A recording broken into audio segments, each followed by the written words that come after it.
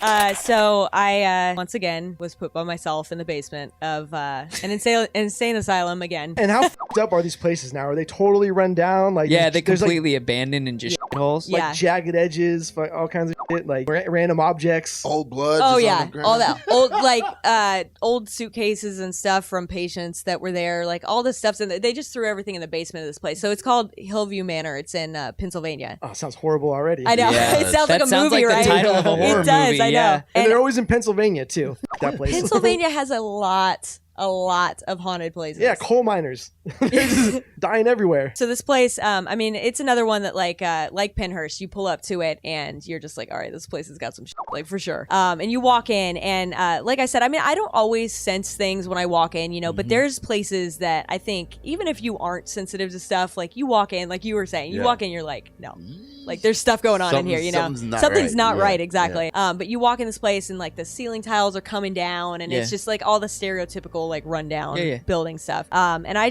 immediately was like, something's off about this place for sure.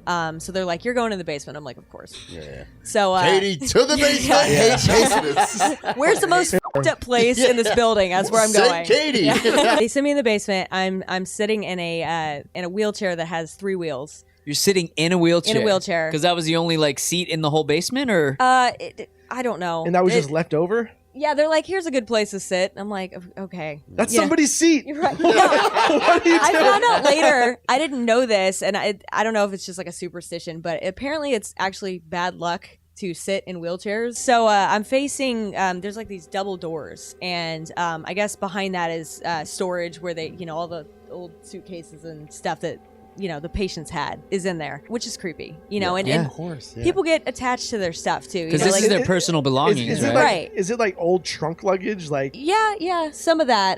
It's just random stuff. Like they just took everything, I guess it was in the hospital, and just whoever owns it just like piled it in that room. So it's just everybody's stuff. Probably just some in cool there. antiques in there. Probably. $50 million in a suitcase. Some baseball cards. yeah, you might be able to get a different Phantom when you leave there.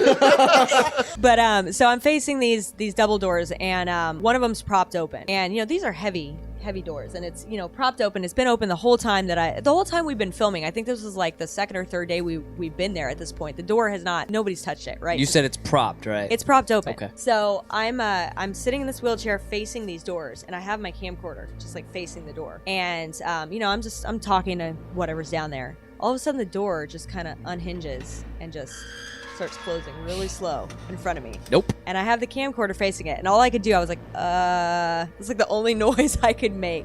So I called Brad and Barry down there. You know, they're big guys, so I was like, you know, walk by it, stomp by it, see, like they re-propped it open. I was like, you know, see if you can get it to close. Nothing. We were like banging on the walls, you know, everything. And there's no draft or anything? No, nothing.